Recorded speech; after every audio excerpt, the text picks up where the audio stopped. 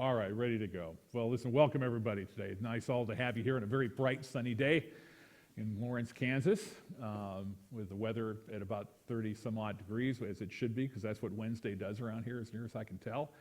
Then it'll be 60 degrees on Friday, so look forward to that. For the video, I'm Ron Marks. I'm here hosting a 7-part series on spying and cyber age.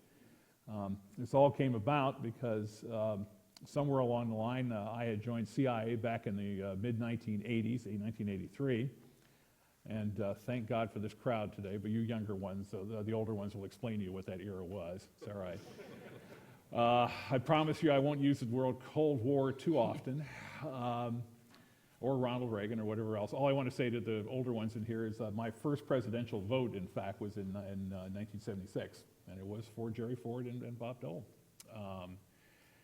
What we're going to try to do in these 7 seminars was really take a look at where spying and intelligence gathering, intelligence and information writ large are today. There's been an explosion of information, an explosion of technology in the last 20 years. And what you all in Gen Z sort of take as just sort of part and parcel of your lives, for a lot of us it's been both a grand surprise, some pleasant and some not so pleasant. I'm in the information business. That's what I do. I was collecting it. I was doing a little bit of analysis with it. I was presenting it to policy guys. I was a policy guy, either in the private sector as a chief operating officer or CEO, or in the public sector up on Capitol Hill and State Department. I was using information that people were presenting me. It's coming in volumes and at speeds and in different varieties these days faster than ever before. And certainly in terms of the veracity of it now, what's true and what's not. And we can talk a little bit about that as we have. So what I want to do in this 7-part series is really sort of have different people come in and take a look at it from different angles where we live here in the 3rd decade of the 21st century.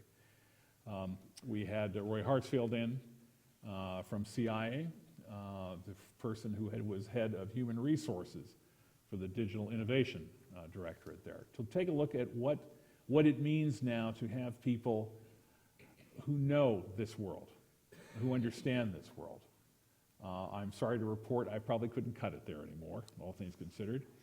But in fact, it's a different age and you should have different people there. So she described that, but also in her role now in the private sector, the kind of people who need to be there. And who understand the technology and the importance of how this information and how these technologies that gather and control this information are being handled. Last week we had Randall Fort here. Randy was the Assistant Secretary of Intelligence and Research in State Department.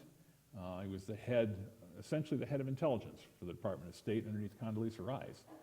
But he was also a very senior person at Goldman Sachs, Chief of Staff to the CEO, and in charge of security for Goldman Sachs, one of the lead financial companies in the world, where he was concerned about cyber issues in terms of information, in terms of safety, in terms of insider threat, in terms of just sheer volume of information that needed to be handled.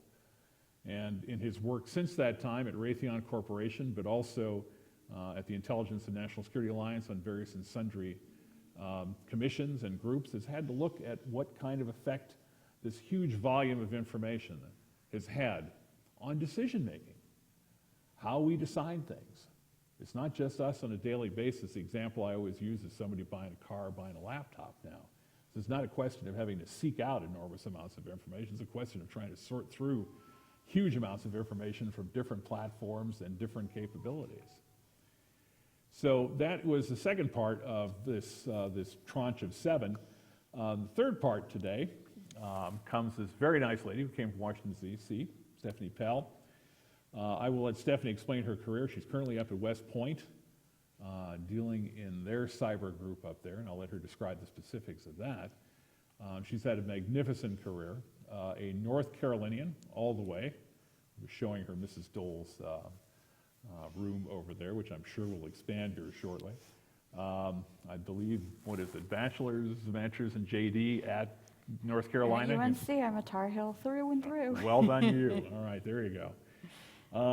In addition, she is one of those people who has had a magnificent career in government. She was an assistant, was it assistant? U.S. attorney. U.S. attorney. Miami. Down in Miami. To let her tell you about the Miami Vice days. In addition to that, she served on Capitol Hill as general counsel to Judiciary, I believe, up there. And then has proceeded to go on into the military to deal with some very difficult issues with regards to cyber, in terms of rule of law, in terms of the ethics of this new information age. So that's a couple of things we'll be talking about here today. What I always try to do starting off is to give our students here a little insight in terms of careers and how did a nice kid from North Carolina get involved with this nonsense? I mean, how did you get here? Well, first of all, Ron, thank you so much for having me to this Happy to discussion and to the Dole Institute for Politics. It's really an honor to be here, and as I warned you beforehand, because I am currently a faculty member employee at West Point, anytime I open my mouth in public, I have to say that these are my views, not the views of West Point, the Department of the Army, or certainly the United States government. So, with that caveat. Excellent. All right, that is fine. So, how did I get here? If you had told me when I went to college and when I went to law school that I would end up being a counterterrorism prosecutor and then ultimately a professor at West Point, I wouldn't have believed you. My interest as an undergraduate was English literature and rhetoric and communication. My parents had always told me I was going to law school, and I guess I fell into that path. But in truth, notwithstanding the fact that I've really enjoyed practicing law, I didn't love law school at the time. But I became very interested in international refugee law. During my summers in between years at law school, I interned for the United Nations High Commissioner for Refugees in Geneva, Switzerland.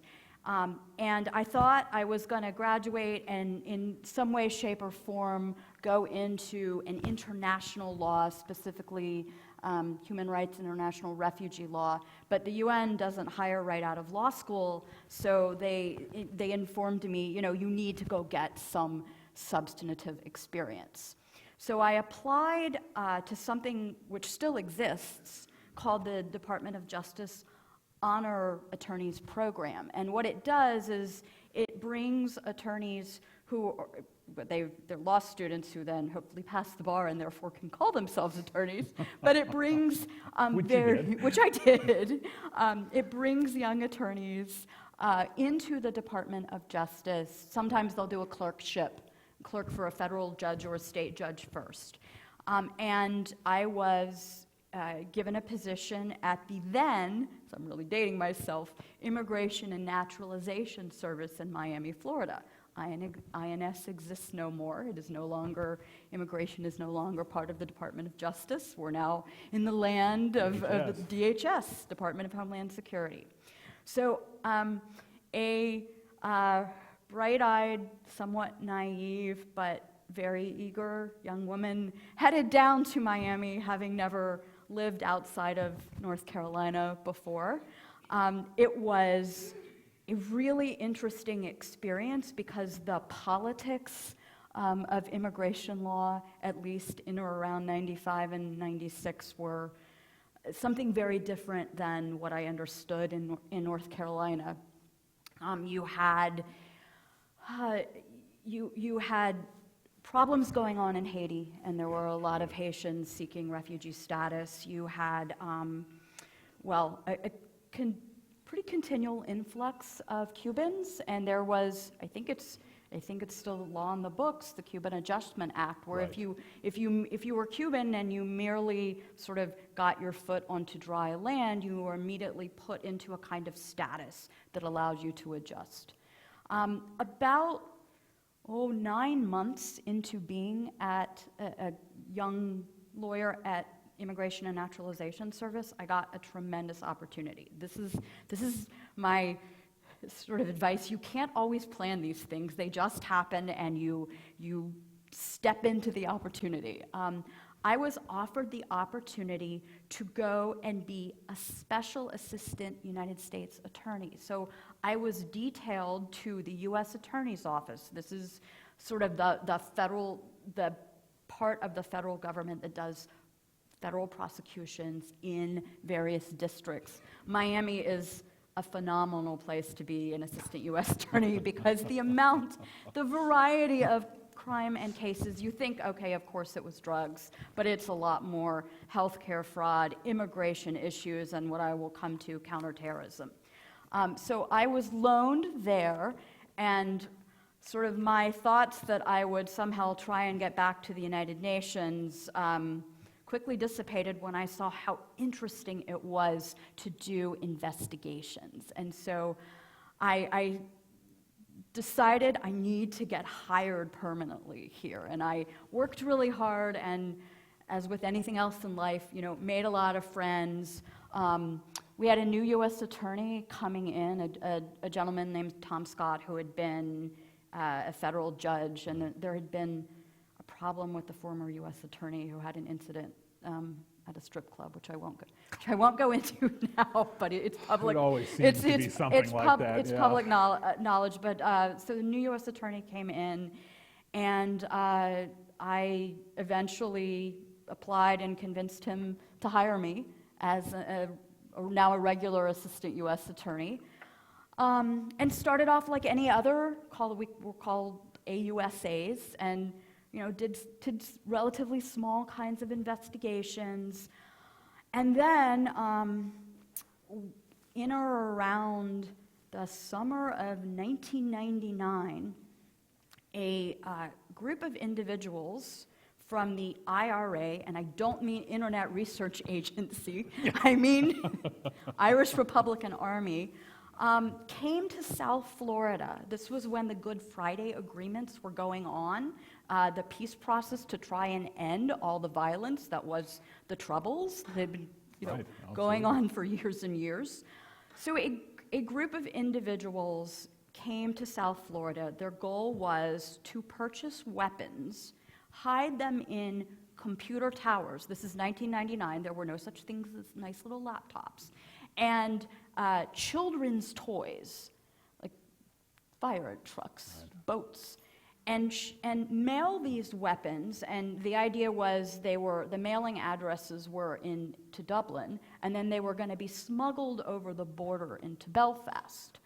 And a nice gentleman who was doing his job at Coventry, England, airport, emailed, X-rayed a package and saw what looked like a gun hidden inside a child's toy boat. And he opened the Queen's mail, if you will, and found this revolver. And long story short, it led to an international investigation, and a number of weapons were recovered in transit and up and down the East Coast at various post offices. This brought me into, not by myself, but with a wonderful mentor named Richard Scruggs, into the world of counterterrorism. This is 1999, pre-9/11, so I kind of learned the difference between an intelligence investigation and a criminal case. Right.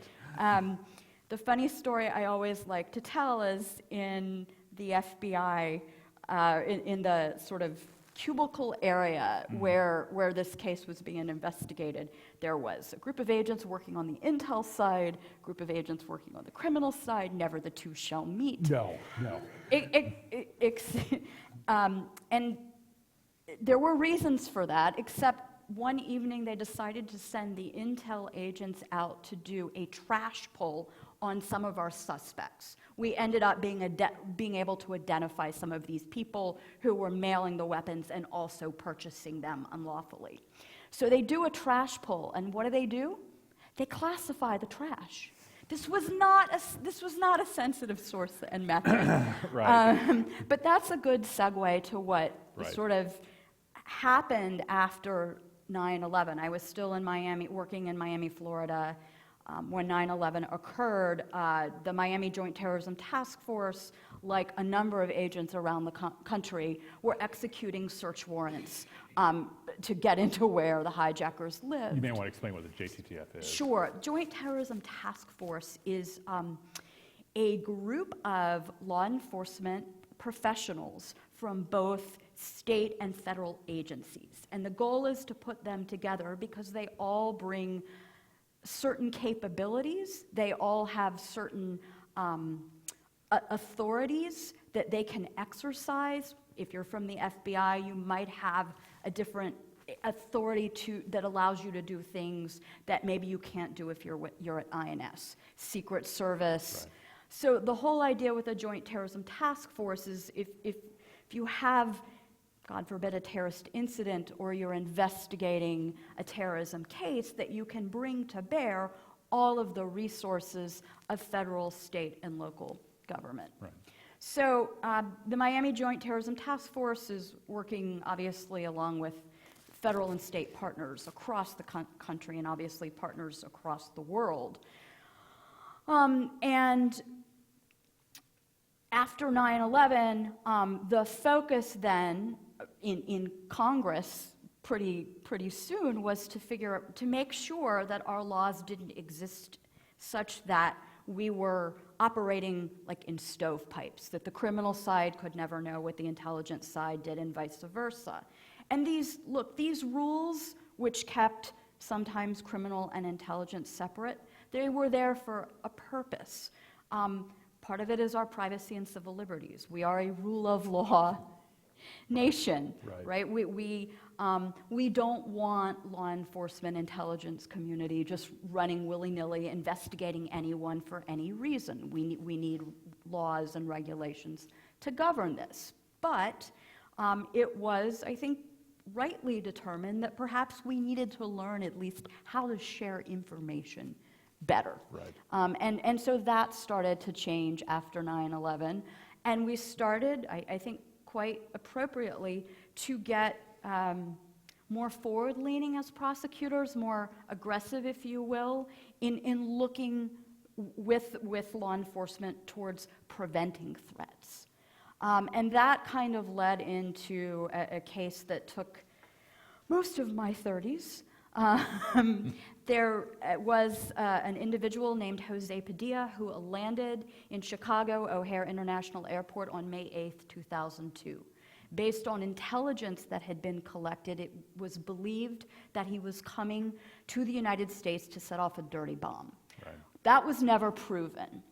But what was, and he was held in the naval brig as a U.S. citizen under the argument that he was an enemy combatant. That almost went all the way up to the Supreme Court. That was a very controversial move on behalf, it was the Bush Justice Department at the time. But ultimately, we got him back into what we call an Article III court, a court where all of the constitutional protections apply. And based on more than 6 years of intelligence intercepts that based on these new laws, it was now easier to bring into the criminal side of the world. Post 9/11. This post 9/11. U.S. Patriot Act. Right. We used these foreign intelligence wiretaps to show how Jose Padilla was recruited to go overseas, train, and fight in some jihad. And one of the most interesting pieces of evidence that was recovered that we were able to use against him was something called a Mujahideen data form. Just as we vet our operatives, so did Al-Qaeda. They had their own forms where people had to, Nothing like a bureaucracy. That's right. Give their background, come up with references that would be able to vouch, By the way, parenthetically, ISIS as well, terribly well organized. There's oftentimes in the press, and this sort of thing about, well, gee whiz, they're all terrorists and they're sitting out there in caves. Let me assure you, they are as bureaucratic and as organized as you might imagine that a group like that would have to be with hundreds and hundreds of members. So we were able to identify this particular Mujahideen data form that was recovered from a cave, and his form was like the top one in this blue binder about that thick. And what funny story, most of it was written in Arabic. So obviously we got it translated, and I had been asked to fax up the original form, not the original, but a copy of the form and the translation up to supervisors at Main Justice. And I faxed it up on an unclassified fax machine, and I get this concern call basically wondering why it was that I just faxed up a classified document, because it said top secret at the bottom, and I was able to explain that we weren't the ones that wrote top secret. That was Qaeda. We didn't recognize their classification, right? We, as far as I knew, we weren't recognizing their classification at that time. Anyway, this case ultimately went to trial with 3 defendants. We convicted them all of various material support to terrorism charges. After about a 4-month trial, jury came back in a day and a half, which was very, good. I was always cautiously optimistic, but that was very nice. After that was over, I had moved to DC in the interim to still work this case and be on the trial team, but to do it for Main Justice. And that allowed me, over the course of the long motion and discovery practice that occurs in a case, to be able to work with various intel agencies that had information that, not always to their liking, but since we were going to go forward with this prosecution, some of that, the defense was entitled to some of that information, right, so that they could put up a defense that was fair and met the requirements of the Constitution. So when I got back to DC, I ended up working for the then Assistant Attorney General of the National Security Division, a new part of Main Justice that had been formed specifically to focus on counterterrorism issues. Eventually, then, I was asked to join the office of the number 2 person at the Department of Justice, who's the Deputy Attorney General, to work on policy issues. And then I got an opportunity to go and work on Capitol Hill, which I got to tell you, as someone who came from a law enforcement background, from the executive branch of the government, and you can back me up on this, going and working on the Hill is a completely different experience. Another world. It is. Another world. I would do it again. It is, you can truly see how the sausage is made, as the old cliche goes. I mean, making legislation, getting legislation through is all about compromise. I ended up working for, and one of the members I worked very closely with, Jerry Nadler, is now chairman of the House Judiciary Committee. These were John Conyers, Jerry Nadler, very committed civil libertarians. That was also, I am all for the rule of law. It was a new experience coming and working in a role where, understandably, not every member of Congress is always pro-law enforcement. And to have to engage with a variety of constituencies, some who don't trust law enforcement and have good reason not to. So it really opened my eyes to a lot of issues that I didn't necessarily see kind of walled up in the Department of Justice, with working on counterterrorism cases. Right. And I'm very glad I did it. After that, during that time, I met the wonderful man that I ended up marrying, and I had sort of decided, you know what, I'd really like now to write about these issues. I'd maybe want to become an academic, but I didn't want to starve, and so my dear husband said, give it a go, take a little time. I did some consulting for some tech companies, because on the Hill I worked on electronic privacy issues and cybersecurity Right. issues. And this really funky position at, of all places, West Point opened up. Now we're in or around 2012, 2013. For lack of a better word, cyber has taken over. Cyber has become the word that we in the military often use. In 2015, the Army stood up a new cyber branch. Standing up a new branch doesn't happen every day in the military. And so as part of all of that, West Point was standing up an Army Cyber Institute, because West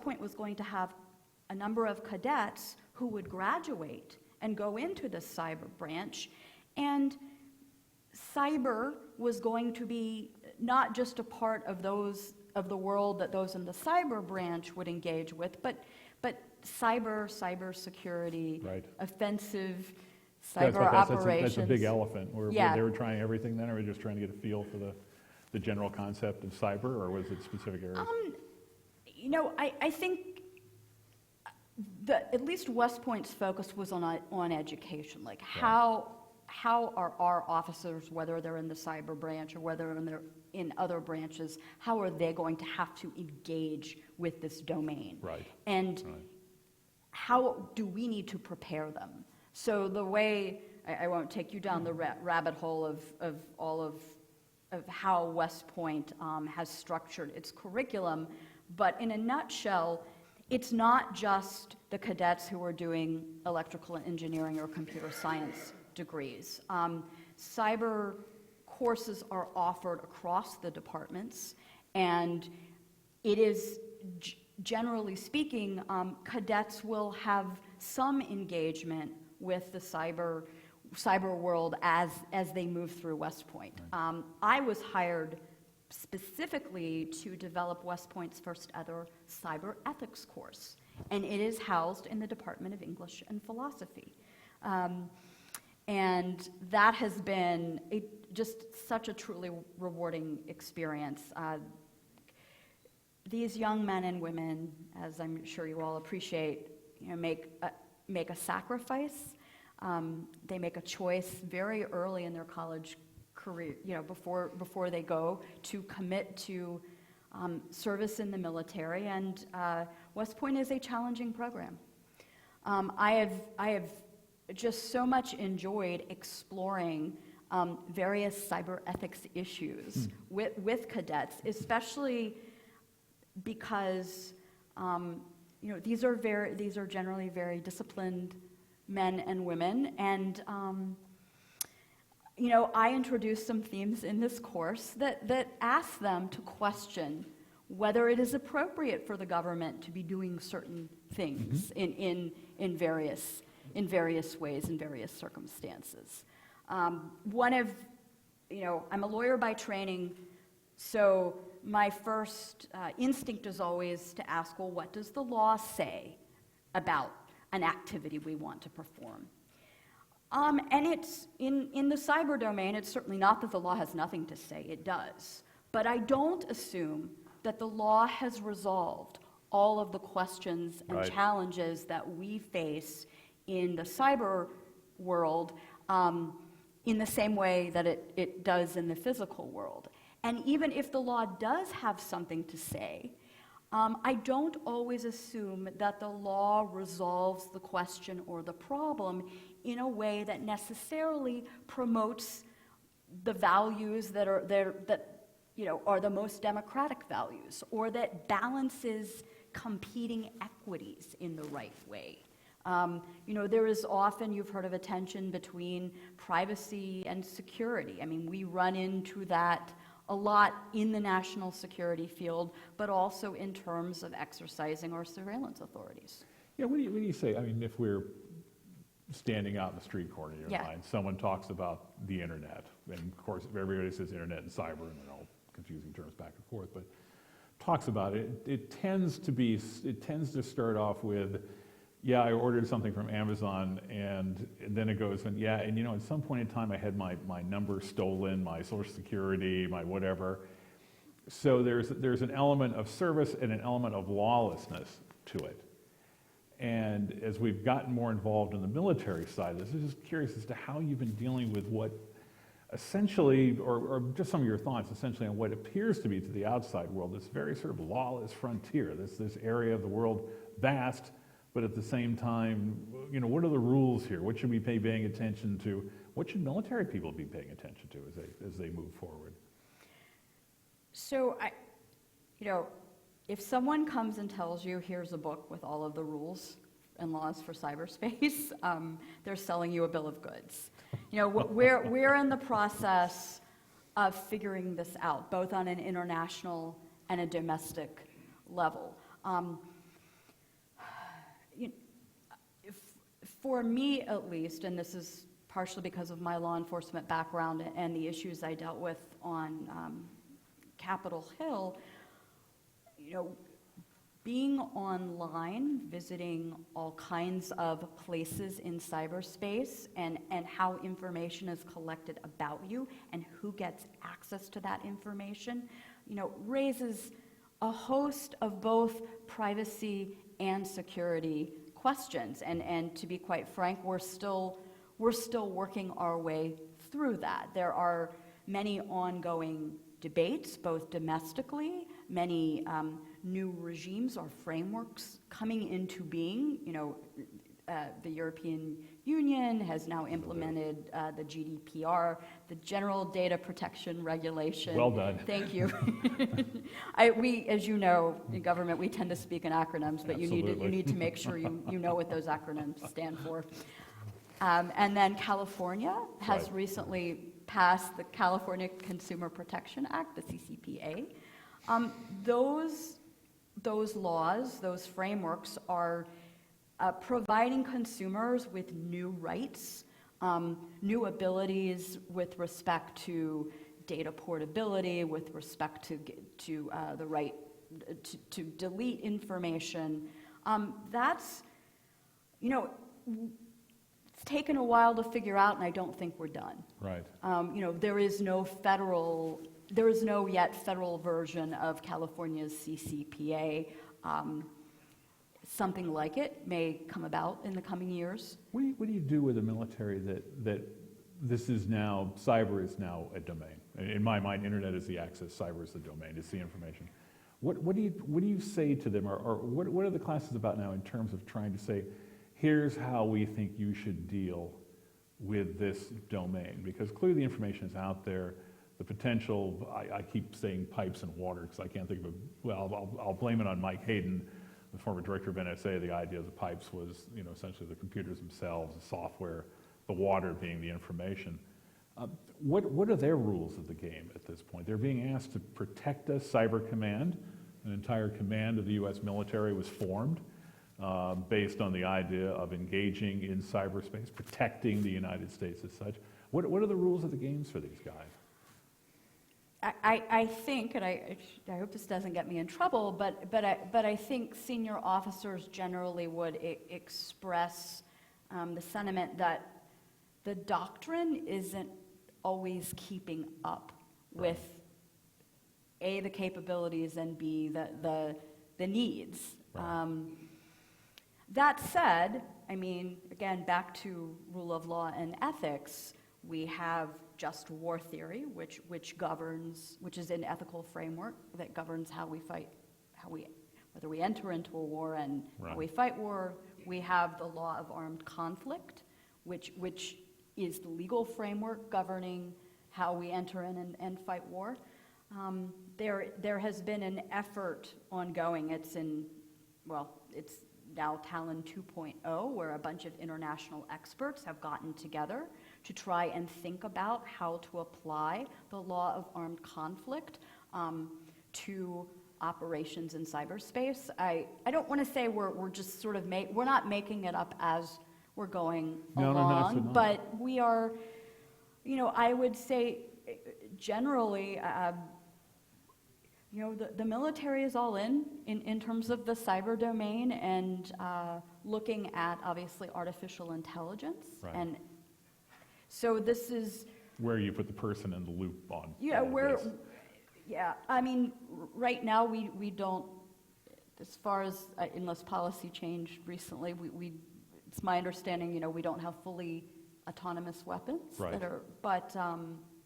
We are, we are actively looking at, the military is actively looking at how AI can appropriately facilitate lawful actions in cyberspace. Right. What do you do when you're dealing, or how do you address with the students something, well, all right, everybody's favorite, the Russians.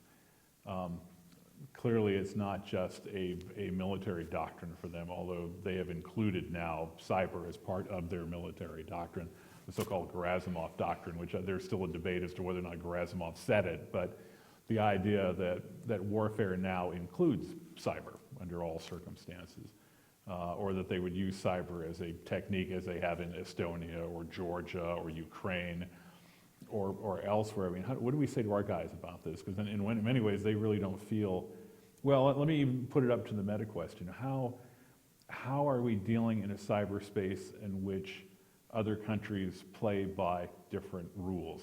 I'll be nice about it in terms of, obviously China and Russia have a very different approach. North Korea has a very different approach. Iran has a very different approach. Carefully? Carefully? All right, no, that's fair. Carefully is fine.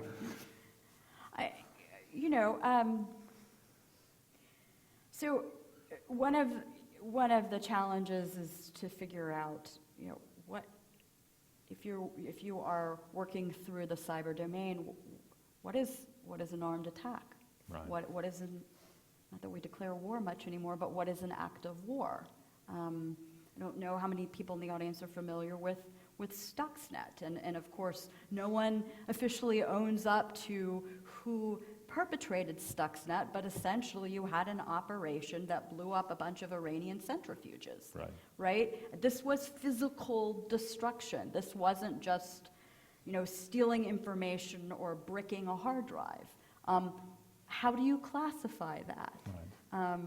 Presumably, we were never supposed to know about Stuxnet.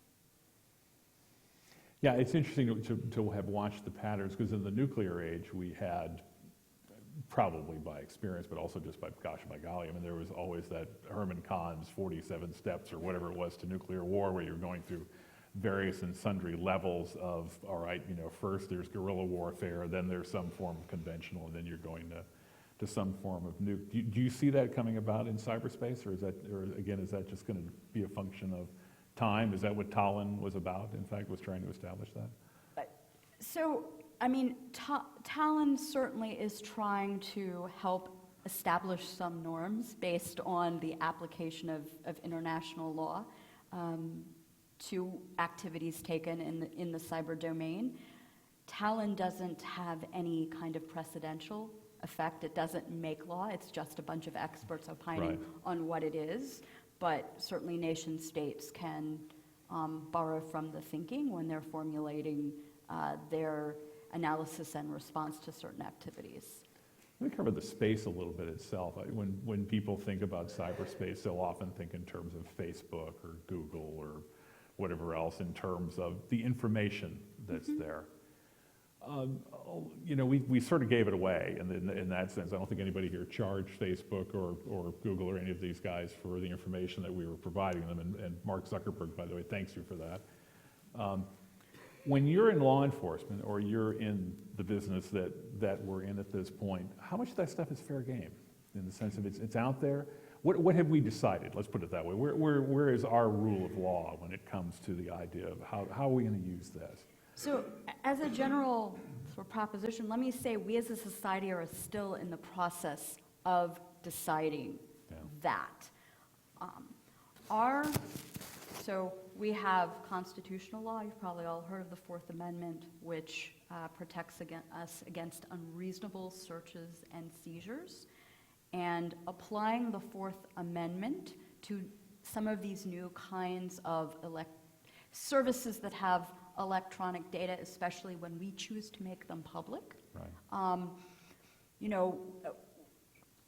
Generally speaking, if you put it out there for anyone to see, well, anyone can see it.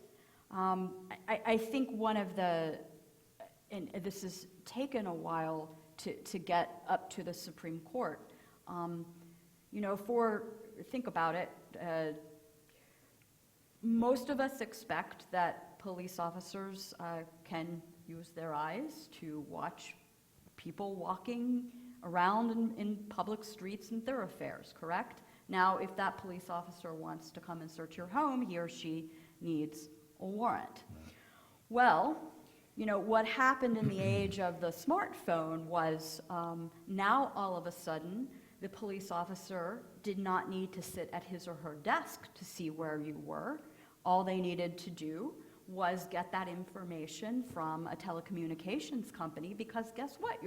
Your phone is a tracking device. It communicates with a cell tower. It has to work. And in so much as it does that, it creates something called location data. And telecommunications companies, for business purposes, store that data. And they can also proactively track you and find you. So then, is that different than law enforcement sort of just observing you walk up and down the street? In other words, when we take that amount of friction, if you will, and make it so much easier for law enforcement to track lots of people. Right. I mean, should that change? How does that change, if it does, the privacy balance, the Fourth Amendment balance? And there have been a series of cases, all of which the government lost, where the Supreme Court has basically said, with respect to at least 7 days worth of location data, that you have, the terminology is a reasonable expectation of privacy in the whole of your movements. So it chipped away at this idea that, well, if it's happening in public, that means it's fair game in terms of there are no Fourth Amendment protections. So we as a society, you know, that's just one example, right, are grappling with how our communications, insofar as our lives have become pretty inextricably intertwined with technology, you know, where does that balance of power lie? If it makes law enforcement's job too easy, should we start to shift those standards? And on the flip side, in fairness to law enforcement, one of, I think, the most interesting current cyber ethics issues that we're grappling with now is with respect to encryption. It's called the going dark debate.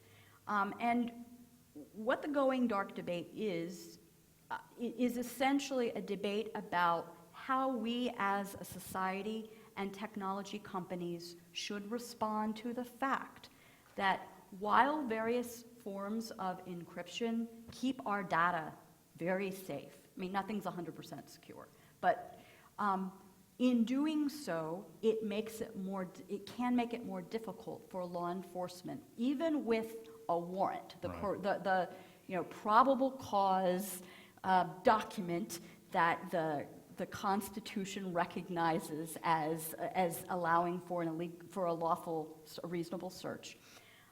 Even with a warrant, law enforcement may not be able to get access to data that they need for a legitimate law enforcement investigation. So there's this tension. At least in a U.S. context, I don't like to look at it as privacy versus security. I like to look at these things as competing visions of security. Right. On the one hand, you have law enforcement's public safety mission, and on the other hand, you have cybersecurity. You could learn, if somebody got hold of my iPhone and into it, you could learn a whole lot about me. I imagine we could learn a whole lot about all of you in the audience. If I lose my iPhone, I'll be upset, but I'm pretty sure, given the kinds of encryption that are used on that data, I'm not saying there aren't ways to get into a phone if you need to get into it, but right, the average person picking up my iPhone off the street is probably not going to be able to get into the phone. And there again are security benefits to that. One of the issues that this spins around is after 9/11, as you had lived through all of that, there was what appeared at the time to be essentially a decision made by the society. We're not going to tolerate this again. That there will be a zero tolerance for terrorism in the U.S. And so there were any number of things done with the creation of the TSA or creation of Homeland Security. And there was also the USA PATRIOT Act, which in a lot of ways, and for those of us who sort of know it, but by and large the reputation was very hard over in terms of allowing the gathering of information, turning the so-called FISA rules upside down, or not upside down, but there's some exaggerations that went on with this. We appear to be walking that back a little bit now as time has gone along. So we're going to talk a little bit about, are we waking up every morning with our phone calls being recorded? Are people, sort of sitting online watching our every move? There is the legend out there, certainly as there are many legends on the internet, that in fact NSA and other agencies when the U.S. government has become terribly intrusive, and that this is something that we need to be concerned or afraid of. And so just talk a little bit about sort of what the developments were as you've seen them and Sure. sort of where we're standing now, if you can. So it's a big order, I know, but maybe just a summary if you can. Sure. So, when 9/11 happened, we certainly didn't have the kinds of collection capabilities that we do now. I mean, think about it, the first iPhone, I think, wasn't released until 2007. Right. So part of this is also that over time, a lot more technology has become available that creates a lot more data that can give law enforcement or the intelligence community access to a lot of things about us. Right. Now, as you know, I don't work at an intelligence agency, and I don't have a clearance anymore. Do I think that our intelligence agencies are sitting and listening to my phone calls every day? No, I don't. I don't think they have the time. Nevertheless, we became aware partially through the Snowden disclosures, and I'll talk about one that was declassified. We learned in the summer of 2013 that there was a program under the Foreign Intelligence Surveillance Act, which is a statute that gives various agencies certain kinds of collection authorities. It's been around for some time. It's about It has. 40 years old. Yes. In fact, a little older than that. The Patriot Act updated aspects of it. Right. We learned in the summer of 2013 that the National Security Agency had been using a provision of FISA, specifically Section 213 of FISA. Actually, it's Section 213 of the Patriot Act, which amended Right. FISA. This authority was meant to allow for in a foreign intelligence, counterintelligence investigation to collect what it was called any tangible thing, all kinds of records. What we learned is that the FISA court had blessed a process whereby the telecommunications providers were providing to the NSA on an ongoing basis all of our telephony metadata records. What do I mean by that? They're called call detail records. So if you're like me, if you're old enough to have looked at an actual phone bill, and you would see, some of you aren't, some of you have never seen an actual phone bill, but you used to get a printout of all of the numbers that you called, the time of the call, and the duration of the call. What NSA was receiving was all of our call detail records. Right. And they were creating a giant database. And look, there was a reason for this. Basically, what they wanted to do is if they came into possession or knowledge of a number associated with a known terrorist, they wanted to be able to query this database to see, is this known terrorist number communicating with any number in the United States? Well, and if it was, perhaps that was something that we should be investigating. Right. So here's the issue.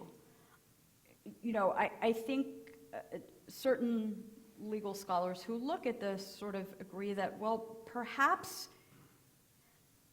that was a bit of a stretch in terms of what that particular authority allowed. We're talking about the production of records in a prospective manner. This authority did not appear to allow an ongoing collection of all of these records. This authority allowed you to hand an order to someone or some entity to produce a particular thing that was relevant. Query how all call records for, you know, months and months could be relevant. Right. And so that was, in the summer of 2013, that was the first story that was written. I mean, the reporters had gotten, you know, more than just that, but had chosen to write about that particular collection program. Why? Because it was our data. It was, you know, it was NSA collecting, hundreds and thousands of records. Right. Not because they suspected anyone, because they needed a database for this purpose of querying the known terrorist number. And you know, I think it's reasonable. In fact, we are in the process of questioning this authority again. It was reauthorized in 2015, the USA Freedom Act. Right. But the procedure was changed. No longer does NSA hold all the records. Now the queries are done at the different telecommunications carriers. So there's no longer this grand database. It's become public that apparently there was some problem with how the records were produced or received by the NSA, and so they ended up for quite a while having to purge all the records that they collected after the authority was amended in the year 2015, and so this authority is now up for renewal again. Right. And part of the question is, what is it really doing us any good? Right. I mean, I will just pose this as a rhetorical question. I mean, especially to the students in the audience, how many of you make phone calls to your friends all the time? You know, or how else are you communicating in other ways? A phone is a voice, guys, not text. I just thought I'd explain it to you if you hadn't done it for a while. So, I mean, one might wonder, if we're going to collect all this data, is this really the data that is most useful given sort of modern modes of communication? Let me turn the collection thing over to the private side now. Mm-hmm. Vast amounts of data, whether it's Facebook, whether it's our searches on Google, or you name it, that's a revenue source to those companies. That data is being sold, and not illegally. Cambridge Analytica was the big one from the last election because they bought a lot of data to make some determinations as to how to target information, et cetera. I guess the question going forward as you see it, how much longer is that going to be going on? It appears to be certainly in Europe that there's beginning to be a clampdown on it. In California, I guess, what are you seeing in terms of that kind of future of sort of open data? Is that now closing down as well, and what would be some of the legal reasons behind that? Because it seems as though we've given that information. So the question is, well, all right, we don't like what you did to it. Okay, well, fine, we're going to take it back. Well, and so you're talking on the private side, right? Because of course, whenever, you know, if the private side collects it, then presumably it's going to be available to the government. I'm not saying without a certain process. I don't have a crystal ball, but I think in the coming years we are going to see some kind of privacy regulations in terms of what these third-party companies can do with our data. Right. That is, and I think it's time. Yeah. One last question, and I'm beginning to see hands spin around here a little bit in terms of getting open to the audience here. In terms of dealing with other nations, we're talking about our ethics at this point in terms of how we deal with the net. Clearly you're dealing now on the international scale with nations around the world. You've got, 4 billion people now who have access to the internet. We're a large player, but not a huge player anymore. I think we have 280 million people on the net, but China is certainly much larger than that by 3 times over, and India as well, and certain countries have 90% penetration, 98% penetration. A little perspective in terms of how we go forward in this world, because they're clearly not looking at the internet the same way we are in terms of freedoms or their ethic in terms of how they handle that internet or dealing in cybersecurity. Sure. So, look, we are a country that was founded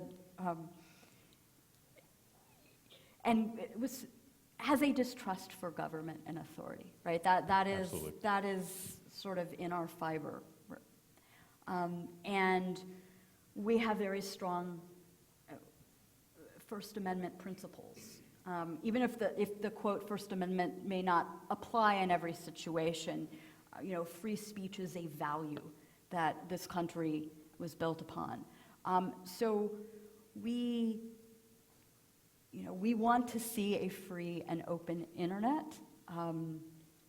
We're also concerned, though, about the kinds of harms that can occur on the internet. But, no, we don't want the internet, as I would say, and people can have different opinions, but we certainly don't want the internet to become a space of authoritarian control. And that may not be the prevailing views in other countries where there are less democratic rule of law regimes. Or where they wall themselves off as such. Well, let me do this then, since I think we're getting a little later here in the game. I want to make sure everybody has a chance to ask questions. Are there any questions out here? When we get, we're going to have our Catherine running around with a mic here. I have a question. It maybe is related to this, and it has something to do with the Real ID that is now needed in October to be able to fly, to be able to enter federal buildings. How is that different from the driver's license we already have right now in reference to facial recognition, et cetera? I apologize. I know that I have a license that is compliant with the Real ID Act, but I don't know the details about what is different about that license versus the prior one. Do you have I think the idea was, again, to have sort of a national base of one form or another by which we could all have a standard license, as you know, by state. Everybody, you pull out licenses here right now. My Virginia license is going to be different than Kansas, et cetera. But the idea was to have, I'm going to use a term, and I'm going to be very, very careful about it, but the idea was to have it in a way as we don't have, like most countries do, an internal ID document here. We just don't. We've avoided it over the years like the plague. When it's been brought up, people have gone to the walls. But in a lot of ways, that document is now becoming sort of an internal ID document. You get on an airplane, it will identify you state by state, et cetera. It to some extent was done for ease of purpose as we're dealing with homeland security issues coming through airports, et cetera. There are a lot of people I know who have heartburn over it, big time. Part of it, of course, is logistics, because I think only 30% of the people in the United States actually have one right now. Congratulations. As you were saying that, I was thinking there, God, I got to get down to the DMV, don't I? Because my license comes up in April. It's my birthday, and I'm just trying to think, I haven't got in there yet. There are many people who are concerned that is a step toward a national ID card, which a lot of other countries do have. So I think it was meant to be a convenience. It was meant to help people through airports. It was meant to, for those of us who travel a lot, it was, again, sort of the standardized ID. But again, there are a lot of people, I think, concerned, where's the data being kept? who all is hanging on to this, which of course is one of the major issues we've had going forward in the 2010s and coming into the 2020s is, who all hangs on to this, and what access do they have. So not so sure I'm giving you a complete answer at this point, but I think the long and short of it was meant to be sort of a standardized ID. Whether or not that actually goes eventually to a national ID card, I don't know, but it wouldn't, let's put it this way, personally, it wouldn't surprise me. I don't know if that answers your question or not, but. Well, I think ultimately one of the questions that we've had, and I think I can speak probably a little more freely on this, that I always have on this is ultimately, who gets to look at this stuff and under what circumstance. I have no problem with it if everybody agrees. Okay, fine. We've all agreed that in this circumstance, we need to have, we've all agreed that driving down the road, we are more than willing to have the Kansas State Police sitting on the side of the road in their SUVs, spotting us down the road, seeing if I'm from Virginia, so 75 miles an hour on the road to me is like a miracle. I can't begin to tell you. 75 might have turned into something slightly higher than that. But we've agreed to that. We've said, okay, fine, we're going to allow that surveillance because that's what we want to have. It's a public safety issue, et cetera. I think one of the challenges of these databases has been just that, which is we didn't really agree to it. It came up very quickly. Again, also keep in mind, like on the roads, for instance, we didn't really have speed limits or deal with that for about the first 10 or 15 years of driving cars around. It took a while to sort of establish that. So I think we're still feeling our way out on these databases. I don't know if you wanted to add anything to that, or. Again, I presume there are certain elements in the driver's license that makes it more secure and easily identifiable by people who must check driver's license. Right. So that is also too, in terms of each state has their own pattern on this, and I think Virginia was reasonably, it needed some updating, let's put it that way. I think it was one of those ones. For those of us who are a lot older than you young kids, once upon a time when I was in the state of Oregon, we used to have paper licenses. And for those of us who used to use something called an X-Acto knife, and I'll explain to you what that means later on, for those of you who are not artistically inclined, it is a very sharp knife that could cut around the edges of things. You would be amazed at how dates can be modified, especially when one is seeking out substance that one should not have under the age of 21, and you kids shouldn't do that, by the way, so I'm sure of that. But no, it's an issue. Who has access to it? Who's going to look at it? But by and large, so far, it's been, I think, just a sort of an internal ID to make life a little bit easier for everybody.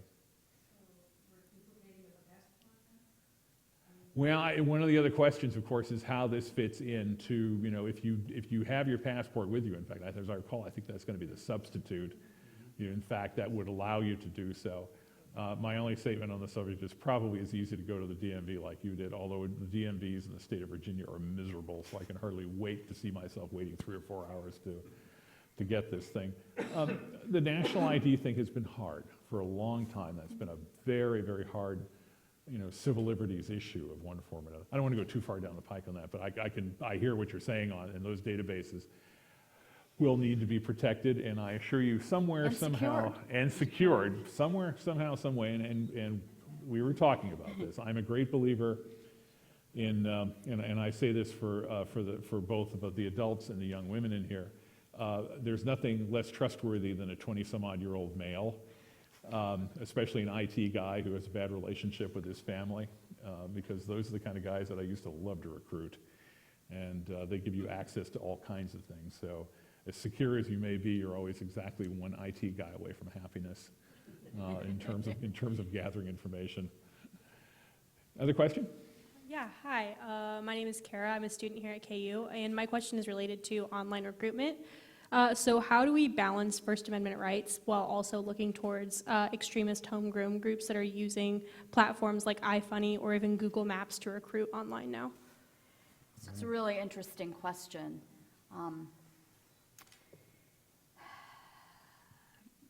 So one of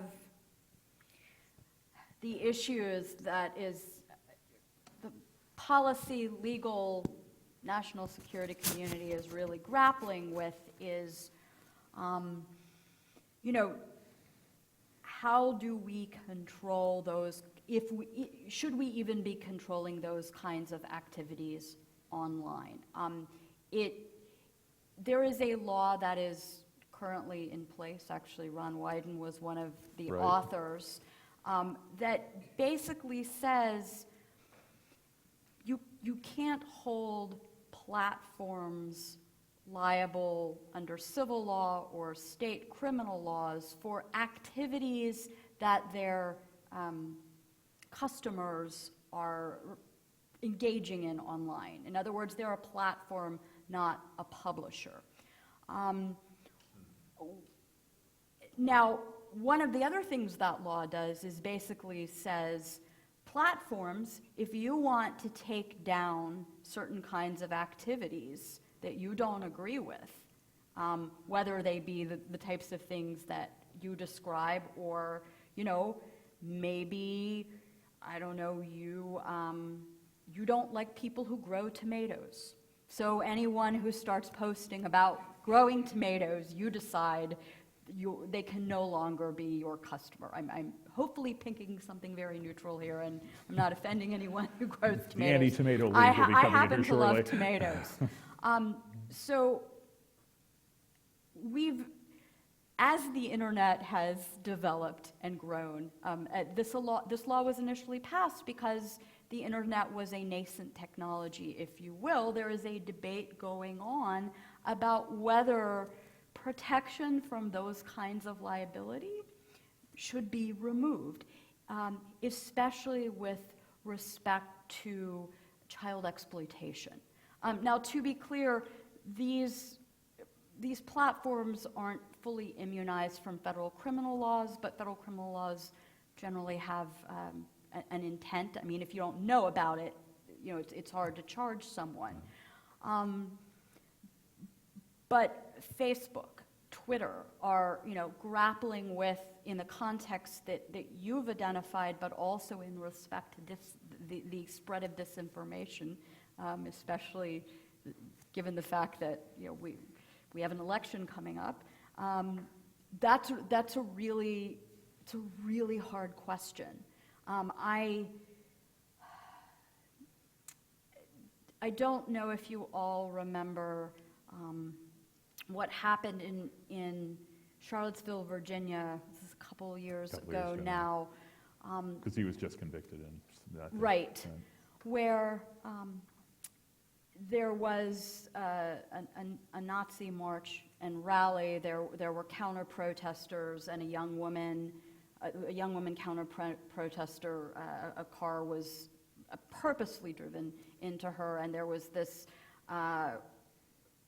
white supremacist website that posted some really ugly things about her, and there was this sort of call across many Silicon Valley companies to sort of stop supporting that website. Don't be a DNS provider. And there was this really interesting, not only debate, but Matthew Prince, who is the CEO of a company called Cloudflare, which provides certain kinds of protection services. If you run a website and a competitor doesn't like you and tries to DDoS you, one of the things that Cloudflare can do is protect you from a DDoS attack. Well, this Daily Stormer website was using Cloudflare, and Matthew Prince, he's given a public interview on this, talked about his, when he started the company, he wanted to remain content neutral. He didn't want to have to say, I may not like you, but I'm going to let you, I don't want to get in the middle of determining good speech and bad speech. I'm just a provider. I'm just a provider. And ultimately, he made the decision to remove his services from the Daily Stormer. Now, interestingly enough, they're back up because there are other kinds of protection services in the marketplace. But the First Amendment applies to the government, right? Not private entities like that. But in terms ethically and thinking about, are we creating an internet and a cyberspace that we all want to live and exist in? Those questions about when services should be denied, we are grappling with as a society. It's funny, in my cyber ethics course, we spend a day talking about this Cloudflare situation and did Matthew Prince do the right thing? I think we had one over here. We're going to go up here first? Okay. This poor gentleman has been raising his hand, so I want to make sure we get him taken care of. So with regard to the military side of things, referencing the Stuxnet attack, if an attack like that were to befall the U.S. or our critical infrastructure like the banking sector or the electric grid, seeing as there are no clear bright lines or rules of the game, would the U.S. be inclined to respond with conventional weapons? Wow. So that decision is like way above my pay grade. I'm not even in the chain of command for that. But, okay, hypothetically speaking, if you had an attack that caused physical harm to a power grid or, to the traffic lights, transportation system that allows us to hopefully, proceed down the highway safely and know when to stop and when to go.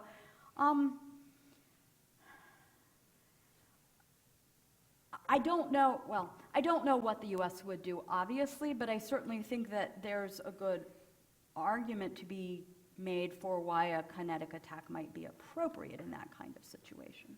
Yeah, so far, I'll take a little bit because I've done some stuff in the Atlantic Council and some other people, Jason Healy and some others. The statement so far has been nobody's died in the cyber war. Now, we could debate what that all means at this point, but the debate has been over whether or not it's something, just what you said. The moment someone gets killed, what do we do? Now, we've made some decisions at a lower level than that.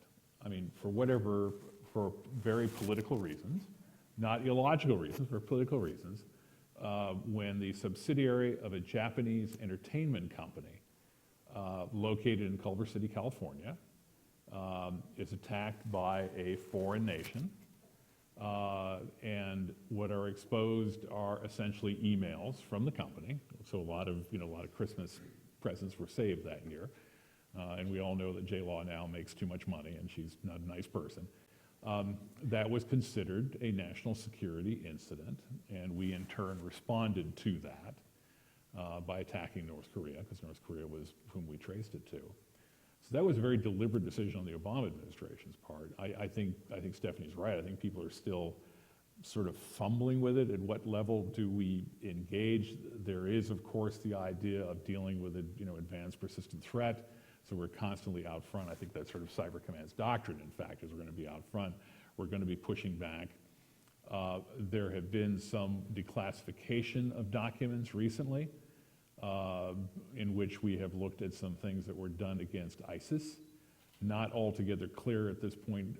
The redaction was fairly heavy. The censorship was pretty heavy on it, but quite clear that a go-ahead was given to respond to ISIS. What that response is in terms of the kinetic action, I've got to tell you, I've sat in enough rooms at this point where there are a number of people who are still debating whether or not that as you've heard, there have been military people who've made comments about we're going to put a bomb down their chimney and that kind of stuff. It is unclear to me when that happens. Going back to NATO, there's something called Article 5 in NATO, which basically commits the NATO nations. If there's an attack on somebody, then there's an attack on everybody. Well, Estonia was one of the first ones to get essentially a huge denial of service attack from the Russians because they'd mucked around with the statue of the Russians. Denial of service, by the way, is just basically sending a lot of messages in and blocking off the machine or fouling up. They can foul up websites too, which they did on Georgia later on. The question was whether or not, because Estonia is a part of NATO and Russia attacked NATO, essentially, do we declare that? Well, there was a lot of verbal brake fluid on that as people sort of slid around the edge.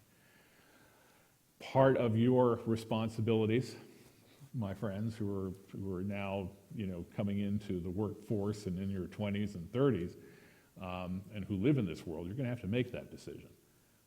because the data points are now beginning to add up. So the question is ultimately a political one, I think, as to, when do you put bombs on target? Because for the most part, up until this point, it's been a question of the military being quote-unquote net-centric. So if they were to engage in a process, are they going to be being interfered with? That's what Space Force is all about. Are we going to be fooling around with satellites up there? Long-winded way of saying I don't think we know at this point. I know there have been a lot of different papers done thinking about what the steps are, since we're in sort of a persistent conflict here. Not a war, it's not a battle, but it's persistent conflict. We always are in the spy game, by the way. I mean, spies are spying on each other all the time. That little human intelligence game has gone on forever, so that's always at a lower level. But now you have cyber doing a lot of the same thing all the time. And when does it rise up to the height of that? And if there's an attack on the utility industry, if there's an attack on the banking industry, well, the banking is pretty hard over in terms of protection. I wish I could give you a decent answer. I don't think anybody has a really good idea at this point. I mean, even during the Obama administration, though,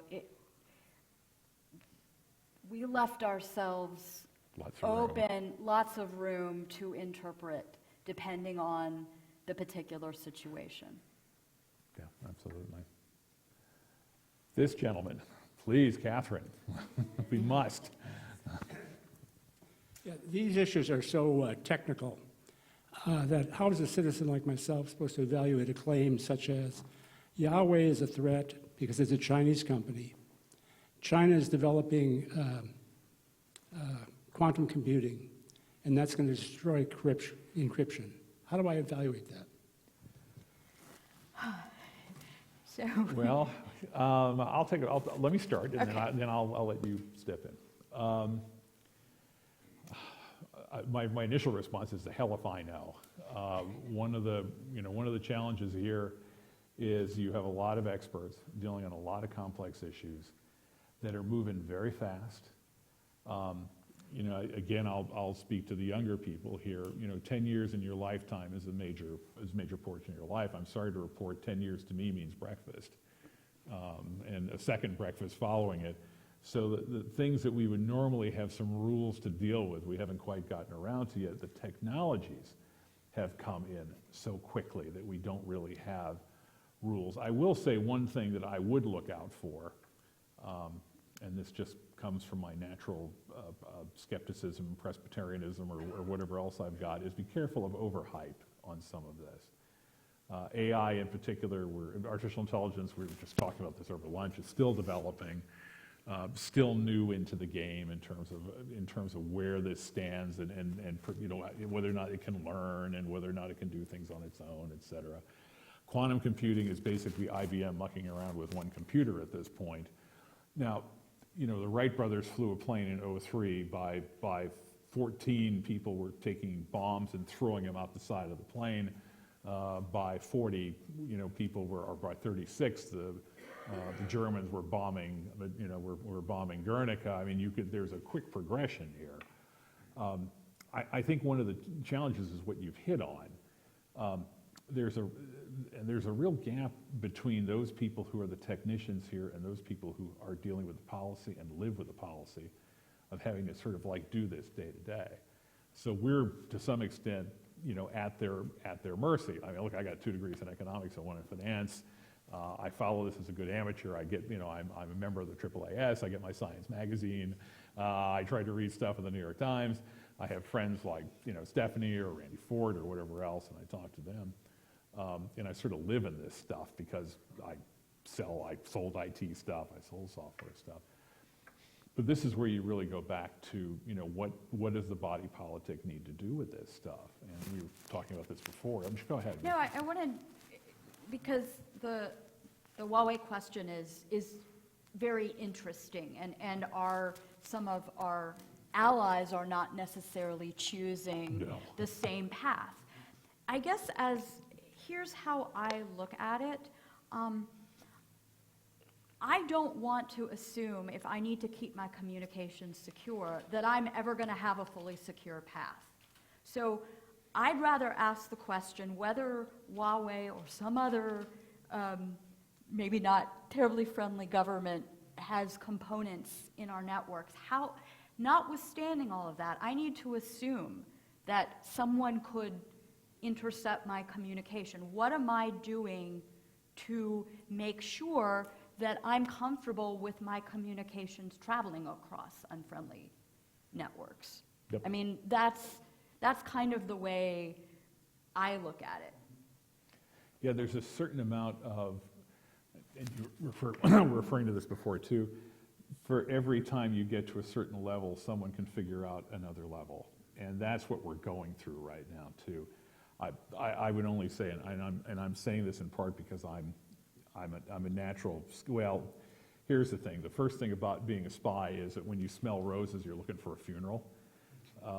So when I hear about, when I watch, our media, whether or not it's online or wherever it is, they're looking for a good story sometimes. They're looking for the extreme of that story. I would beg of you, as we begin to talk about coronavirus here, to listen very carefully to some of the facts involved in this thing, because there are things that are being, not stretched, but people are taking certain aspects of it and pushing it forward. So this thing doesn't move always as fast as you might like, but the issue at hand that I think we can deal with in advance is what Steffi's been dealing with is, okay, fine, we got this technology. What do we want to do with it again? Where do we want to go with it? We were talking about artificial intelligence. When do you want to introduce this into a weapons system?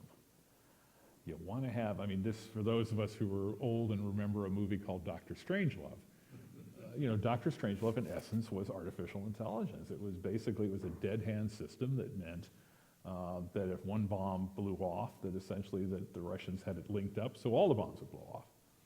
Or there would be one place where all these big bombs, these dirty bombs would blow off. You don't want that in the system, but that's a decision. But how much do you want in a system where if it's moving at hypersonic speed, you may need that to respond? So there's a lot of nasty technical questions, and all you can really do, I think, as a person is, you try to follow it as best you can, and then, listen to some of those people who are talking, and hopefully on the Hill, as time has rolled along, you're getting a younger generation of people for whom this is part and parcel of their lives. And so they can help make those decisions in ways I'm afraid to some extent we can't. So I guess what I'm saying is both fingers crossed. We've survived, 50,000 years worth of everything from fire through nuclear weapons, but it's going to be challenging. One of the reasons I wanted to do this series, in fact, is I think the next 10 years in terms of collection of information, the use of that information, how people gather it and who uses it and how they use it. I think we're in for a major revolution here, and it's happening very, very quickly, and I don't know where we go. The same way I wouldn't have said in 14 whatever or 15 whatever, gee, the printing press is going to lead to the United States. Huh? What does that mean? Well, it led to the democratization of information, which led to people thinking independently from a religious base, that led to the ideas of an enlightenment, that led on, et cetera, et cetera. So, again, we're in sort of a very different, fast-moving time, which they're going to have to face, I think, more than we are. So anyway, long-winded answer, but both fingers crossed. And I'm getting a signal from the back of the audience, which goes like this, and that's at the good time. If I go one more time, she uses another finger, so I have to stop. If there are, got one more question, or okay, why don't we just do one more question, if you don't mind, Catherine, and then when my good friend runs out of video space out here, we'll know that it's over with. Just to start off with, thanks for being here, and we're sorry about the Tar Heel basketball season. But It has been a bad really. year. I'm curious. I was really fascinated about the discussion between the tension between freedom and privacy. You talked about going dark, Yeah. and I'm curious about where the law is going with respect, especially after San Bernardino, Apple, the intent to try to get them to break open to the phone, to which they held firm. Right. Where do you see that going? That is such a fabulous question, and I wish I had a crystal ball, but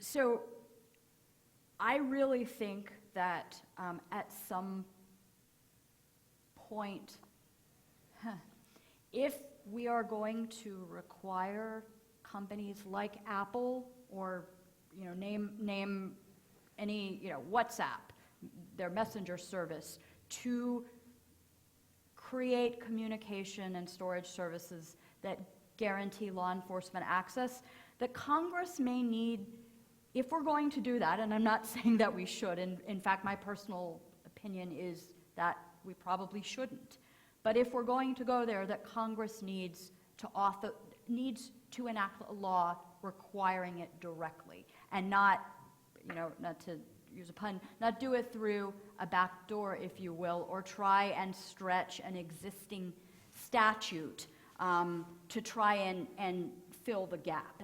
So you brought up the San Bernardino case. What the FBI was, and Department of Justice was claiming, is that this statute called the All Writs Act, which is essentially an authority that allows a court that's granted one order to say, hey, entity that needs to help execute this order, do this to help facilitate the execution of my original order. And the question was, does that All Writs Act allow the government to require Apple to write new code and load that code on a phone? That issue was never resolved because, as you probably know, what happened is the FBI located some third party who was able to break into the phone. So it never got resolved. There are other, by the way, statutes that have technical assistance language, the Wiretap Act. So this could come up again. I don't know which way courts will rule, but my sense is that ultimately, if we're going to start having companies build their systems in a way that give always have reliable access or wiretapping authority, Congress is probably going to have to do it directly. They did once before. In 1994, they passed something called the Communications Assistance for Law Enforcement Act. Now, that didn't apply to the internet at the time, and it also exempted encryption technologies if you as a provider didn't otherwise have access. And part of the argument at the time was, well, the internet, again, is nascent. I think it's fair to say it's no longer nascent.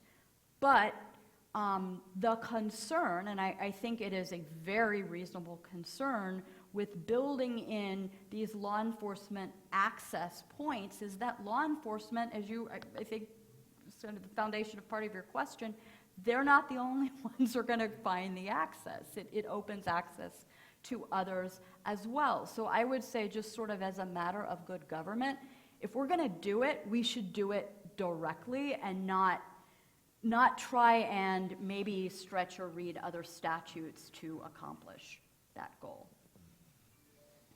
Thank you all for your questions. Thank you for being here very much, and Stephanie in particular, thank you so much for coming here. Really appreciate it. And we have a break of a couple of weeks. We will be back in the middle of March, and I'm trying to remember the date, March 18th, I believe, where Dr. Greg Treverton, who was the senior intelligence analyst in the United States for 4 years, is going to be coming and talking about what was our system for about 75 years in terms of world governance and where it is going now in this information age. And as you might guess, he thinks it's changing pretty fast because of it. So anyway, look forward to seeing you all again. Again, Stephanie, thank you so much. Thank you very much. Appreciate it. Thanks, buddy. Well done.